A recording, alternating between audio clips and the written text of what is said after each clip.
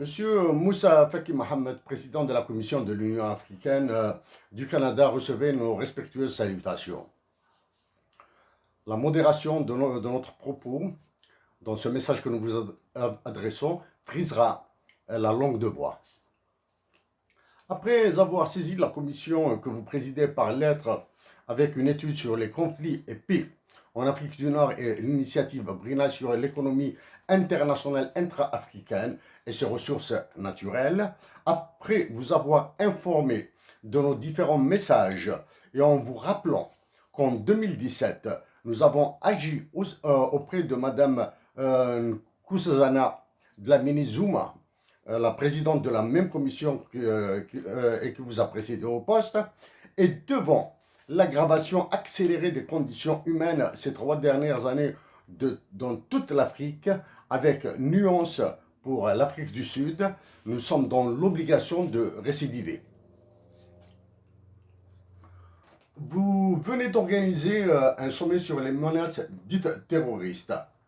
Avec les violations massives des droits de l'homme dans certains pays africains comme l'Algérie, la Libye, l'Égypte et le Soudan, avec les menaces de famine sur les nations et peuples africains, y compris l'Algérie, l'explosion de nouveaux conflits armés, même si nous préférons dire guerre au lieu de conflit, nous vous disons notre immense déception sur votre ordre du jour.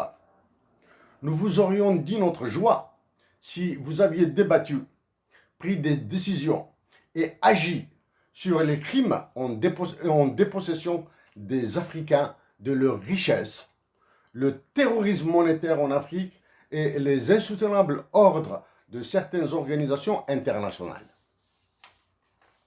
Nous illustrons ces mots préliminaires avec un cas réel.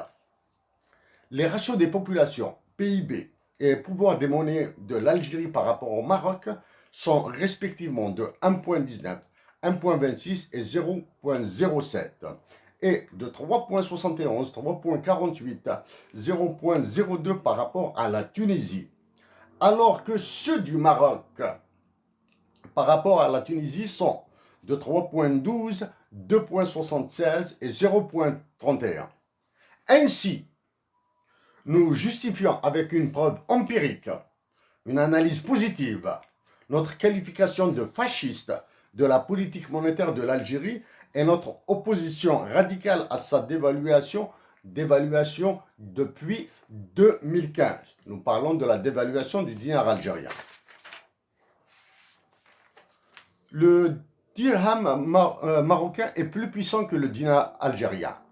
Il achète 14,7126 dinars. Le dinar tunisien l'est encore plus.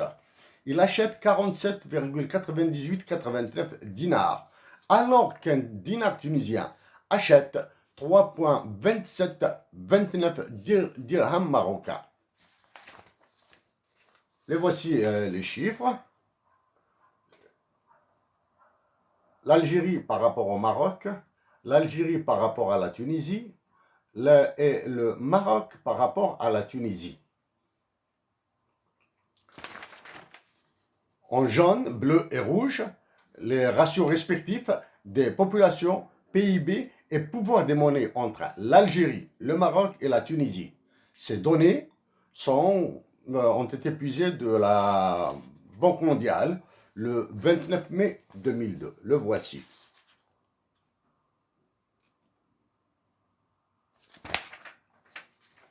En premier constat, ces chiffres disent que même s'ils sont sous-développés, la Tunisie et le Maroc sont plus performants que l'Algérie. Ces chiffres nous disent que même si les 3 pays sont sous-développés, la Tunisie et le Maroc sont plus performants que l'Algérie. Cette première déduction sera identique à celle des économistes de la Banque mondiale et du Fonds monétaire international que nous avons sollicité en vain pour des discussions à Washington sur le cas de notre patrie, l'Algérie. Avec comme modèle notre patrie, l'Algérie. Nous reprendrons ces chiffres pour présenter quelques aspects liés aux droits et relations internationaux de certains pays africains, en introduisant les comportements stratégiques dans les diverses sphères mondiales. Nous précisons que l'adjectif stratégique invoque pour nous des probabilités mathématiques, des relations de dominance et des conflits hybrides internationaux comme ceux que subit l'Afrique actuellement. Cette introduction nous amène à vous poser cette courte série de questions.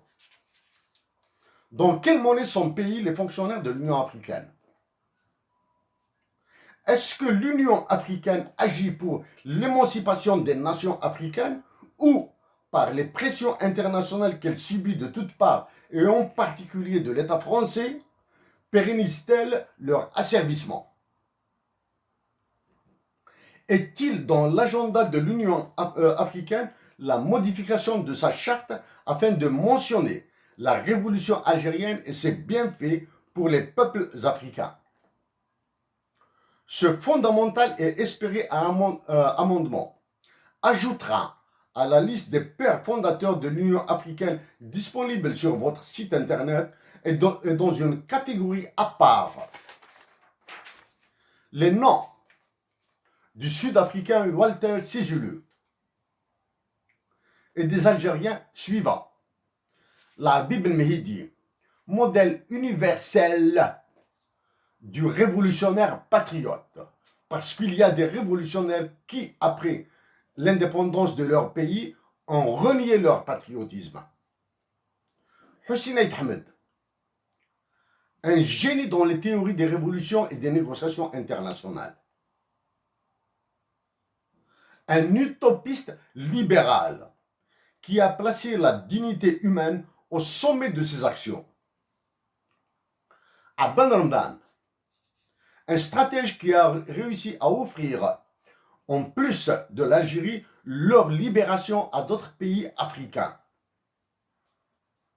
Nous ajoutons que Hussein Ait Ahmed et Walter Sisulu ont pris conscience des souffrances de leurs compatriotes presque au même âge, à 16 ans. Quatrième question. Mouammar el-Kadhafi est le fondateur de l'Union africaine. Que fait l'Union africaine pour mettre un terme à la souffrance des Libyens? Pour mettre un terme à la traite humaine à grande échelle qui s'y pratique? Cinquième question. Est-ce que le sous-développement de l'Afrique peut être mesuré à l'aune de la qualité du site internet de l'Union africaine? Pour nous, la réponse est oui. Dans sa page d'accueil reconsultée aujourd'hui même,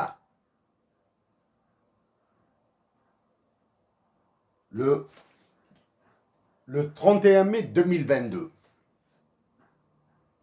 Le titre d'un article qui est publié est les dirigeants africains, redoubler les efforts contre les changements anti-camps.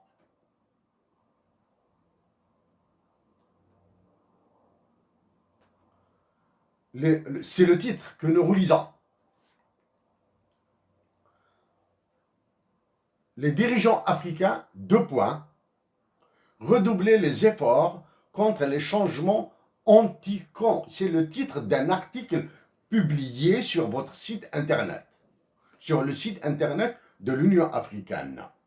Le mot péjoratif camp, en français, est traduisible par idiote en anglais et par extension anti-camp serait anti-idiot.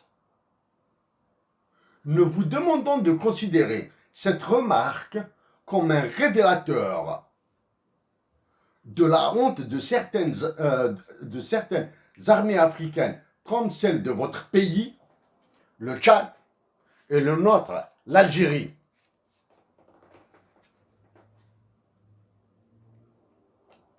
Le mot, en 2019, Nous avions dit au précédent chef d'état-major de l'armée algérienne que la destitution du président allait conduire l'Algérie à un désastre. Et lui avons ajouté qu'il y a au moins un assassin économique en Algérie qui mène à la baguette les centres de décision du pays. L'insensée dernière action, l'insensée dernière réaction de l'état-major militaire que nous détaillerons dans la suite a révélé que ceux qui tiennent l'Algérie sont encore plus puissants que tous les Algériens, les généraux algériens réunis. Cette réaction confirme à nos yeux le contrôle de l'Algérie par au moins un assassin économique.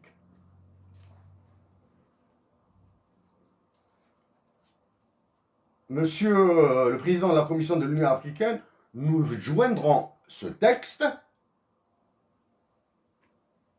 à la diffusion de notre présent message. Monsieur Faki Mohamed Moussa, nous allons changer de registre maintenant. Nos vies sont faites d'événements, anecdotes, hasards et coïncidences. Le professeur en droit international des affaires, International Business Law, et Common Law, droit des biens et droit successoral, Emmanuel Sibidi Daronkoum, en étant choqué par le titre qui lui a été donné en Afrique, et secrétaire de l'Organisation pour l'harmonisation en Afrique du droit des affaires, l'OADA, a été notre enseignant dans la matière dans un cours que nous avions pris à HEC Montréal. Et le professeur Chehab Chachour, un immense connaisseur des économies de l'Afrique et du monde arabe, a été aussi l'un de nos enseignants de macroéconomie à l'Université de Montréal. Ces deux hommes sont des africanistes. Pour l'affection qu'ils avaient envers leurs élèves que nous étions, ils nous ont appris beaucoup dans les échanges extra-universitaires que nous avions eus. Si le professeur Emmanuel Sibidi Daronkoum nous a esquissé le niveau de la pratique du droit international en Afrique, le professeur Chachour, qui, après avoir mis un visage sur notre identité scolaire, nous a respectueusement et fermement imposé de travailler sur la Libye en plein conflit, sans données chiffrées, pertinentes, actualisées, et fournir une perspective sur son futur. En citant ces deux professeurs, il faut comprendre que nous avons lu tous les droits internationaux publiés sur votre site internet, sur le site internet de l'Union africaine, et que nous maîtrisons la démarche pour définir de nouveaux indicateurs pour synthétiser une situation donnée. En plus des indicateurs internationaux utilisés, nous avons maintenant la possibilité de définir d'autres indicateurs. Et nous vous avons donné un échantillon sur les ratios.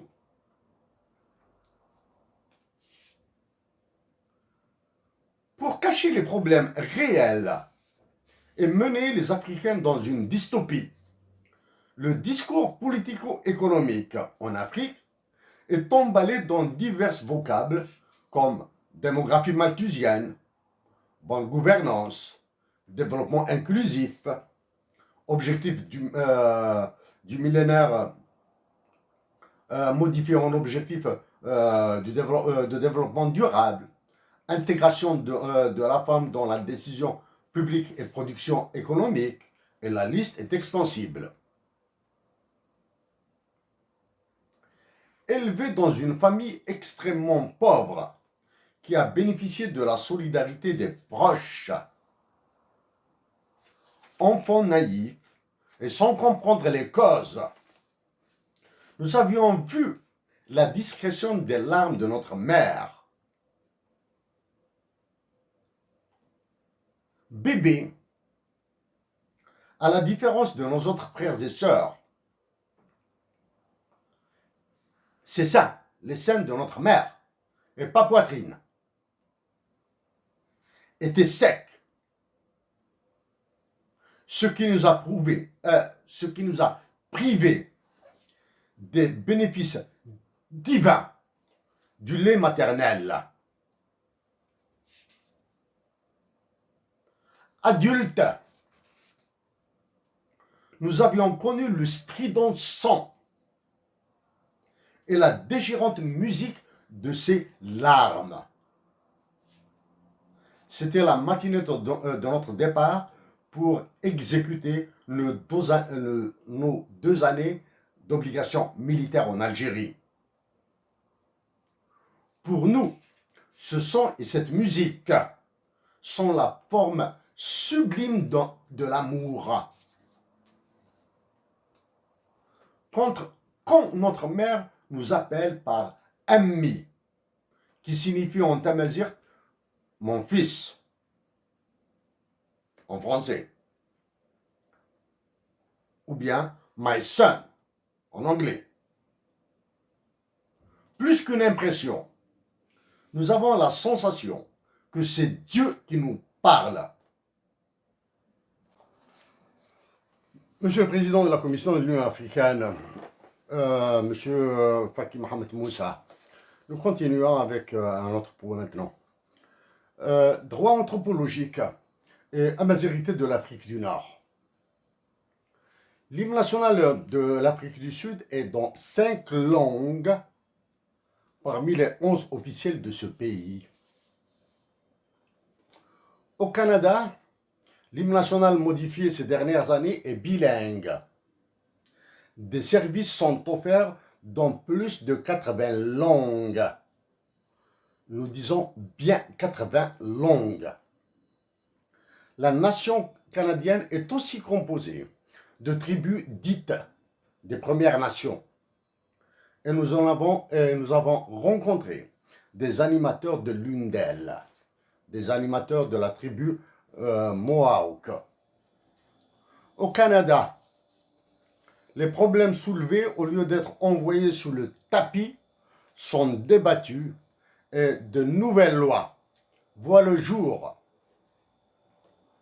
En Afrique, avec le manque de patriotisme, la stupidité et l'incompétence qui caractérisent certains de ces régimes politiques, comme l'algérien, les Occidentaux utilisent le tribalisme et la variété linguistique comme arme pour des conflits internes permanents au sein de ces nations dotées d'États, même faillis à des fins de domination permanente. En 2014,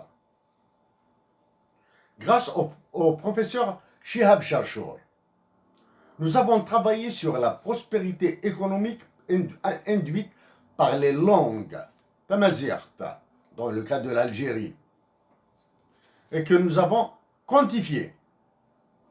Pour jouir de ces bienfaits, nous avons suggéré au président de l'époque la dotation de l'Algérie d'un hymne national bilingue pour ressouder la nation algérienne. En plus de l'aspect économique, nous avons débouché sur l'impérieux amendement du droit international d'accès à la mer pour les pays non dotés de littoral et la création d'une monnaie souveraine pour les États victimes du fiducide monétaire du franc CFA avec amendement du statut de Rome sur les crimes contre l'humanité pour inclure ce genre d'assassinat massif. Pour réaliser ce travail, Dieu le miséricordieux, par la voie by the avenue de Lounes Matoub, démiurge algérien assassiné en 1996, nous a envoyé une obole. C'est une Algérienne kabyle de Ouegnoun. C'est elle qui nous a sauvés de la déculturation, fait revivre notre imbécilité. Cette colombe inscrite à jamais dans notre cœur par la brillance qui la caractérise, finira par devenir aussi célèbre que Elinor Ostrom, Esther Bozrop ou Alva Myrdal. Pour nous, elle sera toujours cette merveilleuse jarre qui nous tarde de rencontrer pour de vrai et pour la première fois en Kabylie. C'est elle qui nous a convaincus de travailler sur Tamazirt.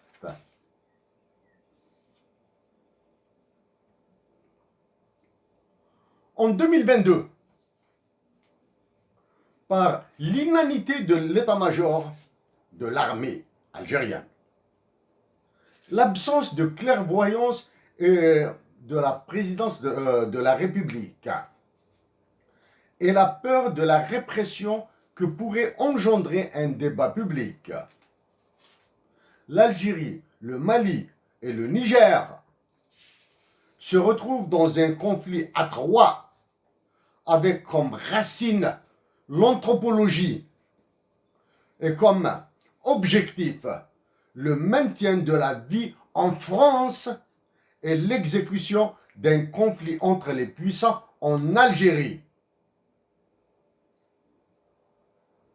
C'est en 2016 que nous avions anticipé ces formes de conflit et que nous avions ces drames et que nous avions saisi l'Organisation des Nations Unies et l'Union africaine. Nous saisissons cette occasion pour rappeler que le 5 juillet prochain, date de célébration de l'indépendance de l'Algérie, et pour une énième fois, le test de l'exécution par la fanfare républicaine de l'intégralité de l'hymne national Qassaman sera une épreuve pour l'armée algérienne. Cette exécution solennelle au stade du 5 juillet ou à Ifri, où s'est tenu le congrès de la Soumam, prouvera que le roi de France et de ses colonies africaines, le président Emmanuel Macron, n'a plus autorité sur l'état-major militaire et la présidence de la République de l'Algérie.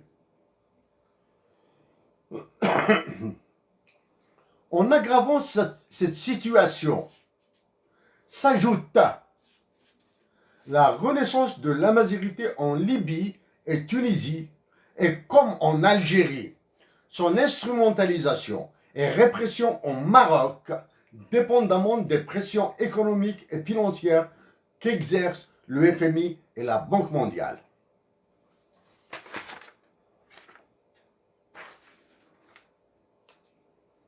Les droits de l'homme maintenant.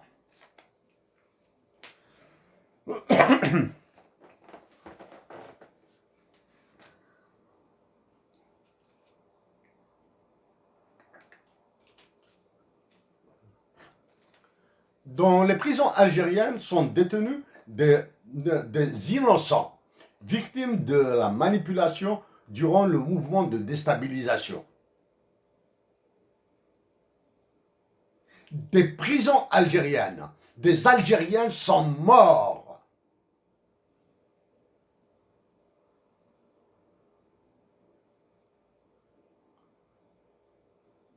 Nous avons supplié les Algériens de résister dans la paix et de maintenir l'État fonctionnel. Ce jour, et parce que dans l'oralité algérienne, son poids est très lourd, nous leur disons, pour l'amour de Dieu, continuez à résister. Les responsables algériens, dits décideurs, sont complexés par les actes de rédemption et de contrition, alors que ce sont des actes qui grandissent leurs auteurs. Les innocents détenus dans les prisons algériennes sont des otages dans son sens humaniste le plus abject et juridique le plus large. Les innocents détenus dans les prisons algériennes sont des otages. Leur élargissement avec dédommagement pécuniaire est une exigence à la charge de l'Union africaine de satisfaire dans l'immédiat, dans le cadre de la célébration de l'indépendance nationale le 5 juillet prochain. Il incombe à la Commission de l'Union africaine d'exiger la libération des innocents qui sont détenus dans les prisons algériennes, d'exiger aussi un dédommagement financier, pécuniaire. Monsieur le Président de la Commission de l'Union africaine, nous continuons maintenant sur un autre aspect, l'aspect conflit, que nous allons développer un peu plus. L'Afrique est le terrain de nombreux conflits. Ils sont recensés par le CIPRI. Actuellement se dessine un nouveau conflit entre l'Algérie et le Maroc. Quand nous disons un conflit armé entre l'Algérie et le Maroc. Ce conflit n'a aucune raison d'exister.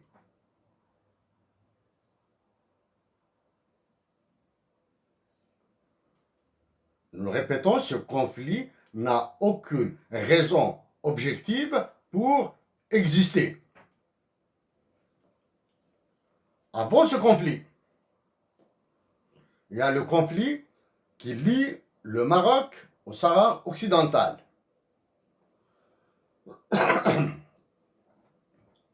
Après la réadmission du Maroc comme État membre de l'Union africaine, parce que le Maroc a été exclu,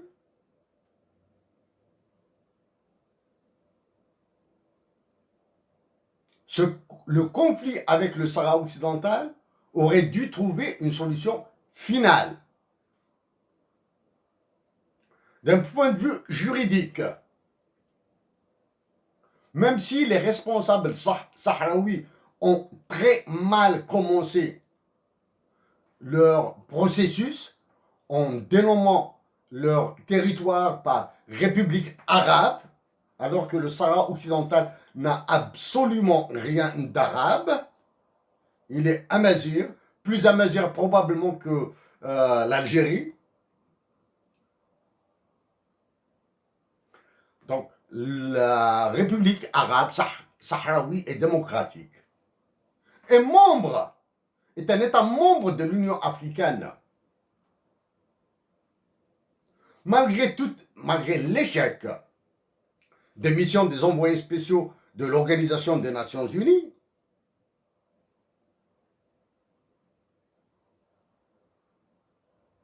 il est nécessaire d'aller vers la solution de ce conflit.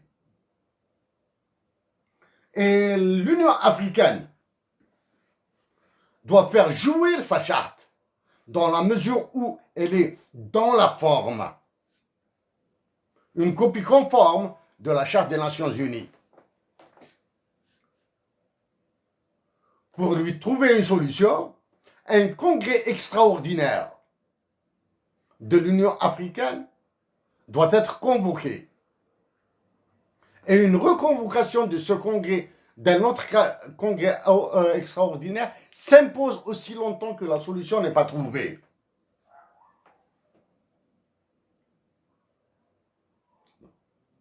Il est aussi important pour l'Union africaine d'aider le Maroc dans la récupération des enclaves espagnoles.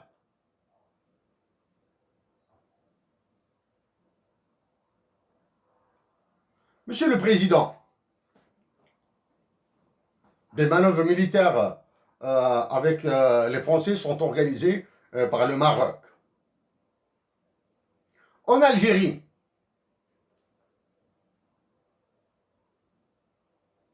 pour se maintenir, l'état-major de l'armée utilise la menace d'un conflit et menace même de déclencher un conflit armé avec le Maroc. Et nous le répétons, ce conflit n'a aucune raison objective pour exister.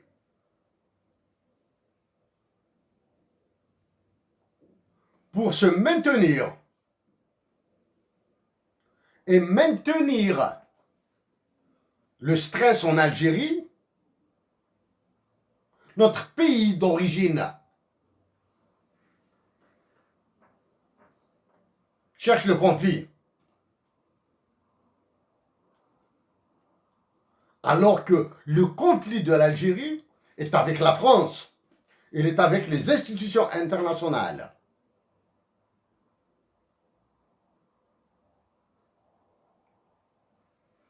Voilà pour ce conflit. La Libye est dans un état de délabrement avancé. Nous tenons à rappeler que la partition de l'Algérie est un objectif cardinal pour certaines puissances occidentales comme la France.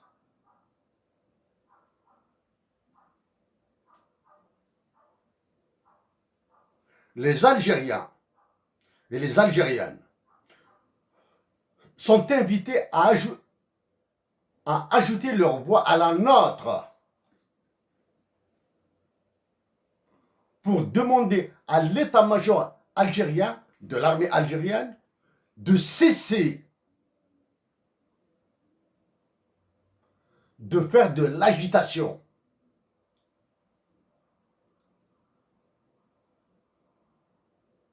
Qui pourrait déboucher sur des désastres encore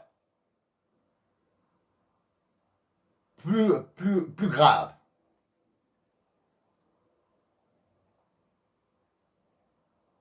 En Algérie, une élection présidentielle est dans l'air du temps. Le profil du prochain candidat commence à être défini, à être imposé. Les Algériens, doivent soutenir l'élection présidentielle. Mais décider en leur âme et conscience, décider dans l'intérêt de la patrie pour quel candidat voter, en leur suggérant d'éviter tout candidat sponsorisé par l'armée. Le prochain président de la République algérienne doit être libre de toute contrainte, de toute pression militaire. Et les généraux de l'état-major actuel doivent retrouver ce courage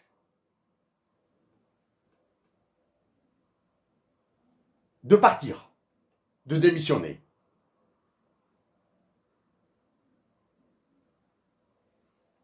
Voilà pour le conflit armé. En début de notre intervention, nous avons parlé, nous vous avons montré certains chiffres.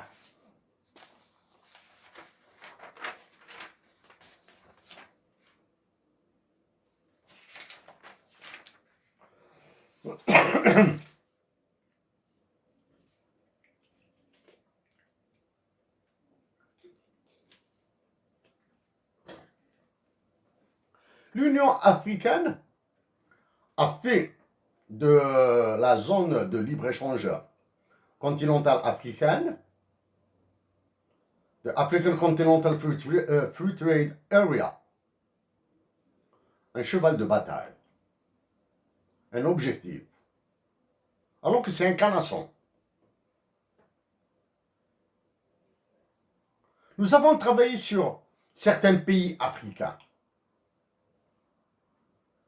et nous vous avons envoyé une étude dans ce sens.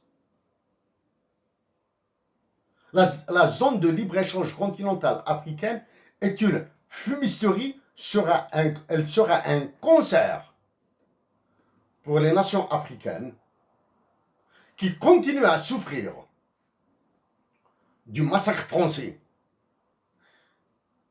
par le franc CFA. Notre bataille commune avec le président de la France, le roi de France et ses colonies africaines, est dure.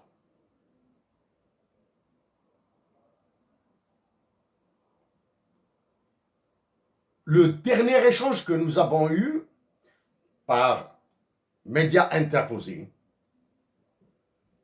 a eu lieu quand après le sommet France-Afrique. France, pays du Sahel, en France, quand il a déclaré, quand il a remercié l'appui de la CEDEAO, de l'UEMOA, de l'UMOA, quand il a félicité l'Union africaine pour son appui à l'action française, nous avons réagi. Nous avons réagi. Et Emmanuel Macron a certainement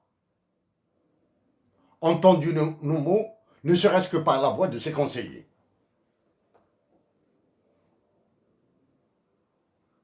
À travers, dont maintenant nous allons détailler un autre cas réel.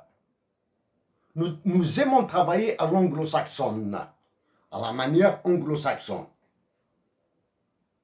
et aller vers, ensuite, des niveaux supérieurs. Récemment, et c'est valable pour le Mali, le Niger, votre pays, le Tchad, c'est valable pour la Tunisie, c'est valable pour le Maroc, ce que nous allons dire pour l'Algérie, sur l'Algérie.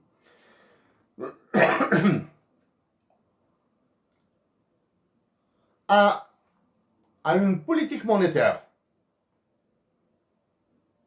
à la politique monétaire de l'Algérie, nous avons fait des calculs que nous avons rendus publics par une intervention de ce type. La réaction de l'armée via l'Algérie Presse Service a été extrêmement violente. Alors qu'il a éludé, oublié, évité de réagir à un point particulier de notre intervention. Il s'agit des discussions, dialogues et négociations avec Israël. Et c'est la preuve que par la pression des Occidentaux, cette fois-ci en tête les États-Unis d'Amérique, sont en train de manœuvrer pour apporter une solution à l'entêtement de l'Algérie. Nous soutenons les discussions et négociations, dialogues et négociations avec Israël. Nous l'avons dit. Donc l'état-major de l'armée a esquivé ce point. Par contre, le gouverneur de la Banque d'Algérie a été relevé de ses fonctions. Malheureusement, pour votre pays de naissance, le Tchad, pays dans lequel vous avez été Premier ministre, le Mali, le Niger, le Burkina Faso, la Côte d'Ivoire, le Sénégal, sans banque centrale. Ils n'ont pas de gouverneur et ils n'ont pas de politique monétaire, ni budgétaire, encore moins. La France nourrit les nations des pays dominés par le fiducide du franc CFA comme des petits oiseaux, à la goutte, à des gouttes amères. Revenons sur le cas de l'Algérie. En effleurant à peine la politique du taux de change, nous n'avons fait qu'effleurer la politique du taux de change. Nous avons montré certains désastres. Mais au-delà des calculs financiers, de l'impact économique, avec les chiffres que nous vous avons montrés,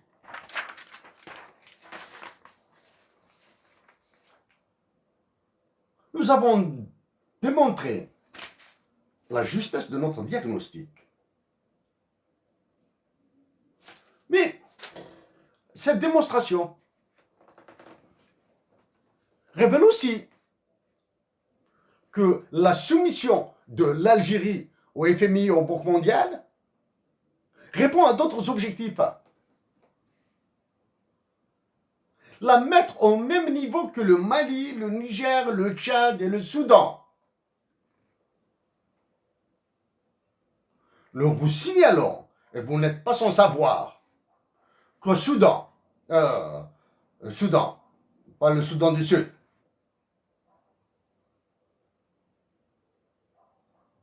malgré le conflit, malgré les famines, malgré les désastres,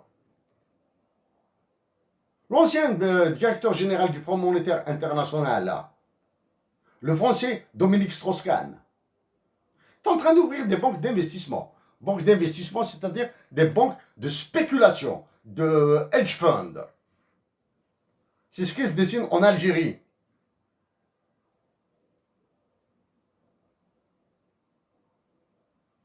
Voilà. Ça, c'est le côté politique monétaire. L'erreur monumentale de l'état-major de l'armée algérienne dans la chasse de sous-gouverneur s'ajoute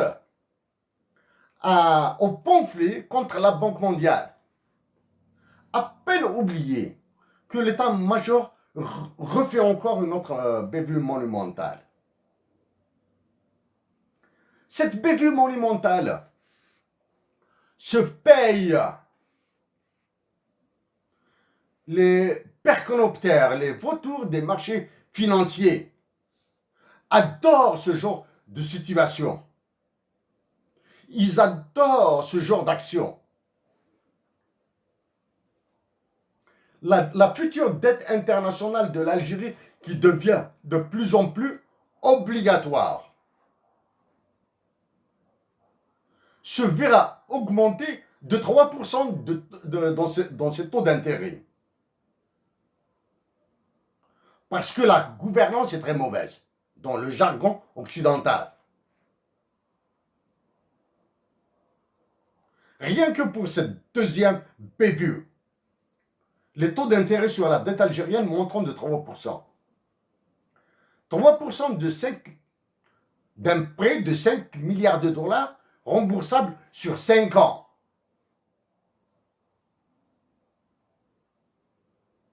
Sont 150 millions de dollars par année.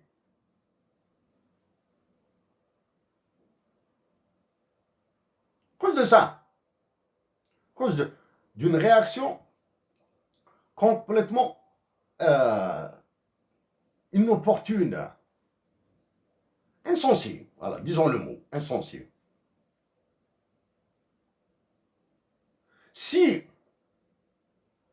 les autorités algériennes croient que les Algériens oublient, que les Algériens sont heureux de ce qu'ils font, le FMI, la Banque mondiale, l'OCDE, le Club de Paris, le Club de Londres gardent en mémoire ce genre de décision.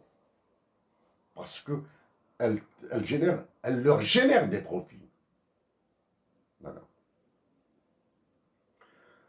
Monsieur le Président de la Commission, l'Afrique tout entière, avec une nuance pour l'Afrique du Sud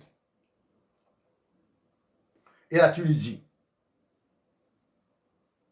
excepté ces deux pays, l'Afrique du Sud et la Tunisie, tous les autres pays africains sont des cimetières pour tous les équipements industriels déclassés d'Europe.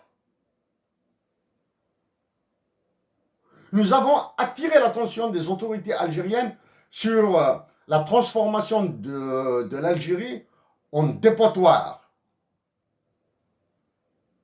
nuisible aux humains et à la nature.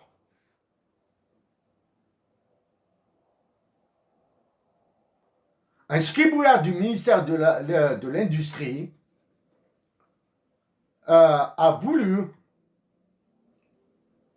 nous contredire, a voulu contredire toutes les lois, toutes les théories de droit qui disent l'impossibilité de contrat complet.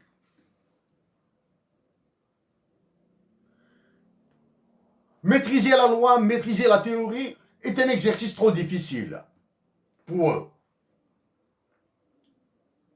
Il y a l'expérience algérienne dans les contrats. L'État algérien est incapable de rédiger un contrat sans bévue à l'intérieur. Et ce, ne serait-ce que dans la confection, dans la construction d'une toute petite école primaire, dans un centre de soins, dans la réalisation d'1 kilomètre de route, il est incapable de rédiger un contrat solide qui ne sera modifié qu'en cas de force majeure, hardship. Ça, c'est pour les contrats. La Banque d'Algérie.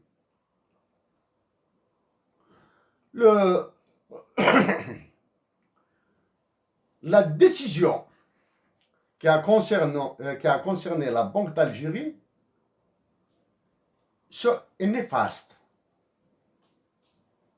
Parce qu'elle n'est pas motivée par une révolution dans les taux d'intérêt, tant à l'épargne qu'à l'investissement, n'est pas révolutionnée par la valeur du dinar, elle n'est pas révolutionnée par le contrôle de l'origine des fonds.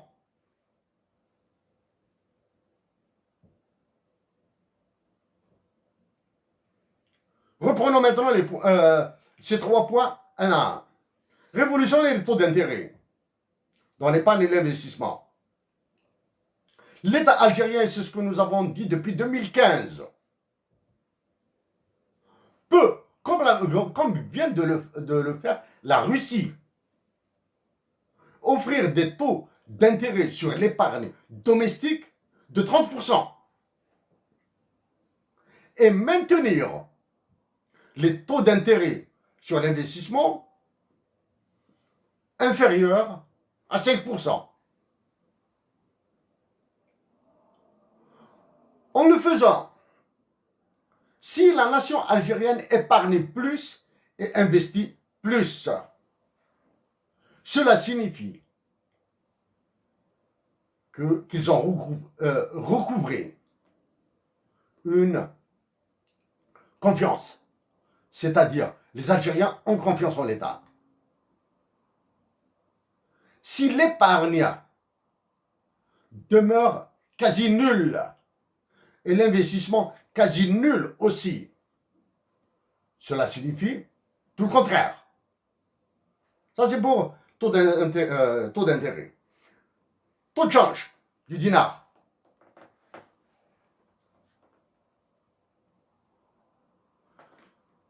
C'est depuis 2016-2017 que nous avions signalé, dit, déduit, démontré que la valeur du dinar doit rejoindre celle du franc CFA.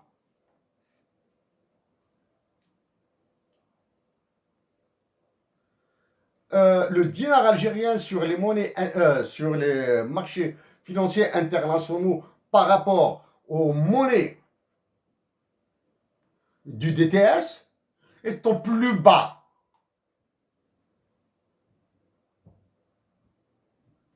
Par rapport aux monnaies qui constituent le panier de la valeur du DTS, du droit de tirage spéciaux.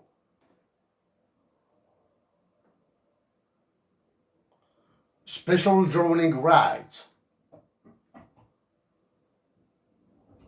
Est au plus bas. Maintenant, nous l'avons encore montré pour la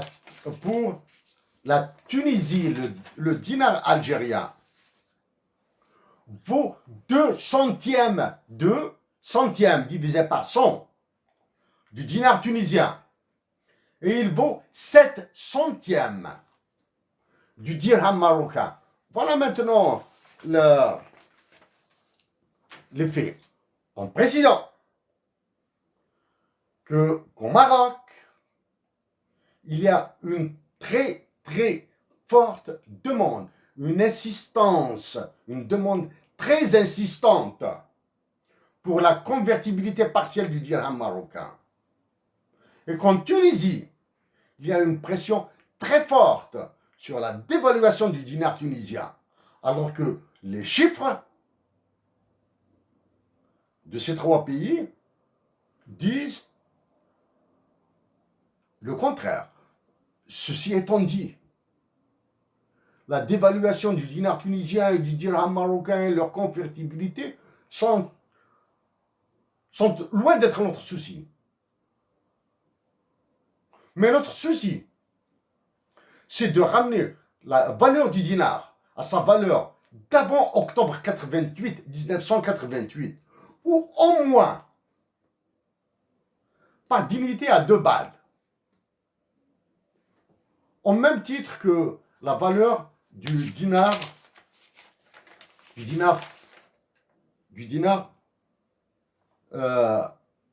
marocain. Dignité, pas dignité patriotique. Cette décision sera porteuse de risques. C'est pour cette raison que la nation algérienne doit être associée à la décision, quitte à utiliser une voie passer par voie référendaire. Voilà maintenant pour taux de change, taux d'intérêt et taux de change. Et nous avons parlé des taux d'intérêt sur les marchés financiers internationaux. La révolution. Donc, révolutionner toute la politique monétaire. En pire, l'État algérien continue à jeter de l'argent par les fenêtres dans des projets de mégalomanes. Mégalomaniaques. Sont des projets mégalomaniaques. L'État algérien, nous pesons nos mots, est incapable de prendre des décisions sur des projets aussi mégalomaniaques. Il est clair que ce sont des ordres qu'il exécute à la lettre. Exemple de projet mégalomaniaque. La création de dessertes aériennes d'Alger, de l'Algérie, vers le continent africain. Dans ce qui est appelé le Hub and Spoke System, que nous avons anticipé en 2015.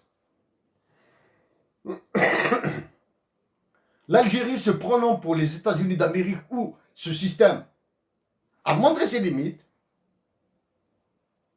va prendre sur elle tous les risques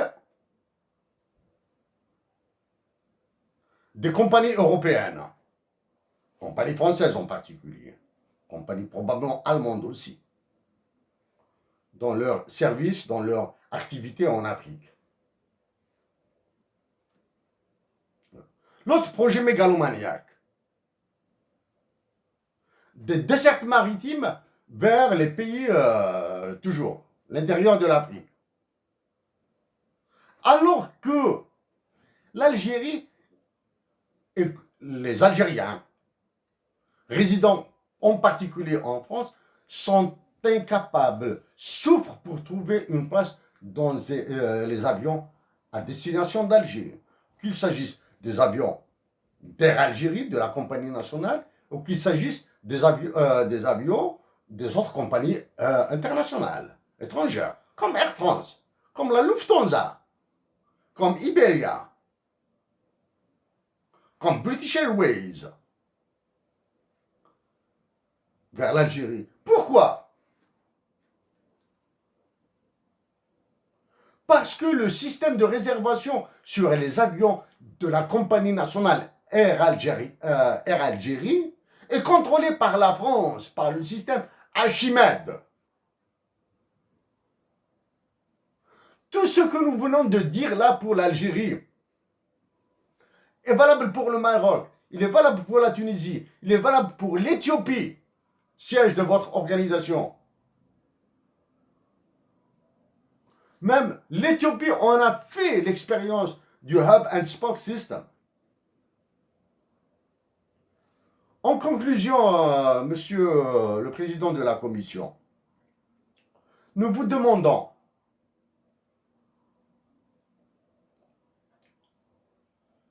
d'organiser, de nous permettre d'intervenir en assemblée générale d'un congrès extraordinaire des chefs d'État africains pour répéter ces mots et apporter d'autres preuves, faire des démonstrations devant tous les chefs d'État africains. Nous vous demandons de nous permettre de nous adresser à l'ensemble des chefs d'État, des États membres de l'Union africaine. Si l'Union africaine invoque des impossibilités protocolaires, nous vous informons qu'une adolescente de 15 ans a prononcé un discours devant l'Assemblée générale des Nations unies.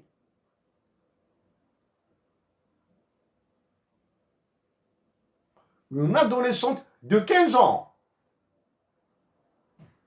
et d'autres jeunes filles, comme la fameuse Malala, se sont aussi adressées à l'Assemblée générale des Nations unies. Monsieur le Président, en agissant ainsi en faveur de notre patrie, l'Algérie, nous avons aussi agi en faveur de l'Afrique. Nous vous prions de croire en nos salutations les plus chaleureuses, les plus respectueuses et les plus patriotiques, africainement patriotiques. Merci, Monsieur le Président de la Commission de l'Union africaine.